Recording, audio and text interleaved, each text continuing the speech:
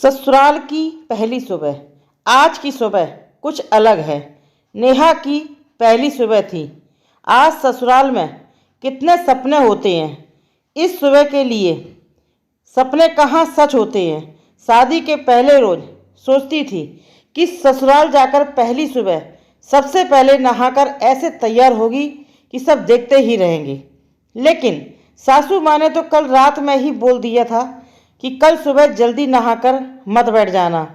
सुबह देवर जब उपटन लगाएंगे उसके बाद ही नहाना। कहाँ सुबह 5 बजे नहाने का सोचकर बैठी थी और कहाँ 10 बज रहे हैं। थोड़ी देर के बाद रस्म शुरू होती है। रस्म के अनुसार देवर भाभी के पैरों में उपटन लगाता है और अपना नेक मांगता है। भाभी उसे 500 रुपये देती है, लेकिन देवर जी नहीं मानते। देवर जी को तो सोने की अंगूठी चाहिए। नेहा कहती है, ठीक है, सोने की अंगूठी बनवा देंगे, लेकिन अभी आप यह पैसे रख लो, अभी कुछ तो ले लो, अंगूठी तो अभी बन नहीं सकती ना।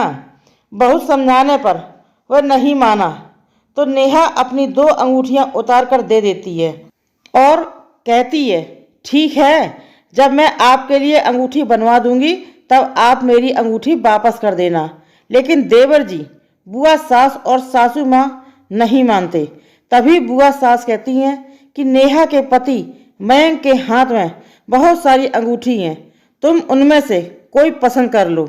और देवर जी अपने ही भाई के हाथ से अंगूठी उतरवा कर ले लेते हैं। नेहा को यह देखकर बहुत बुरा लगता है। ससुराल में कुछ कह भी नहीं सकती।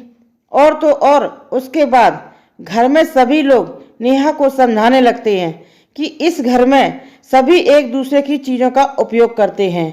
अंगूठी मयंक के पास रहे या शशांक के, कोई फर्क नहीं पड़ता।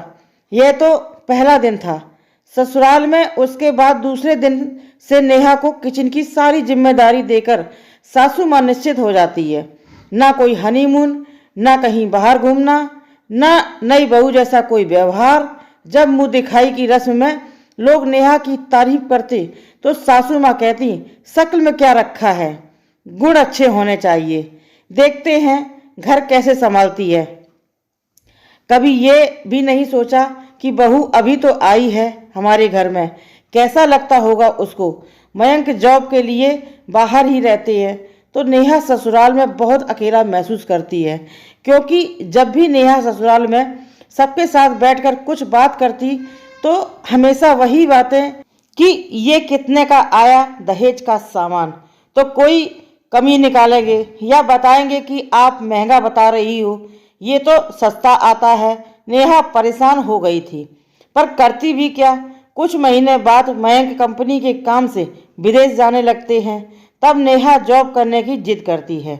मना करने के बाद जब नेहा नहीं मानती तो मयंक पास के स्कूल में नेहा का रिज्यूम भेज देते हैं और अगले ही दिन इंटरव्यू के लिए फ़ोन आ जाता है। नेहा मयंक के साथ इंटरव्यू देने जाती है और अगले ही दिन से उसे स्कूल ज्वाइन करने को कहा जाता है। घर आकर जब मयंक सबको बताते हैं कि नेहा कल से स्कूल जाएगी तो सब बधाई देने के बजाय नेहा को नसीहत देते हैं कि स्कूल तो जाओगी, लेकिन घर का सारा काम तुम्हें ही करना है। अब देख लो, स्कूल और घर दोनों एक साथ संभाल पाओगी। यहाँ तक कि मयंक भी नेहा को यही सलाह देता है कि कोई ज़रूरत नहीं इतना परेशान होने की, मैं जॉब कर रहा हूँ ना, तुम घर का काम कर लो, इतना कम है क्या। पर नेहा ने सोच लिया था कि अब कुछ तो करना है अपने लिए, और नेहा बोलती है कि वो घर और स्कूल दोनों संभाल लेगी। अब कल नेहा स्कूल जाएगी और अपने सपने को सच करने की।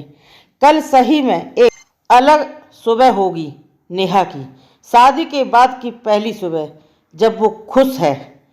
दोस्तों, कहानी पसंद आई हो तो लाइक करें, दोस्तों में कमेंट करें, चैनल को सब्सक्राइब करें। मैं होती नई कहानी साथ, तब तक के लिए नमस्कार।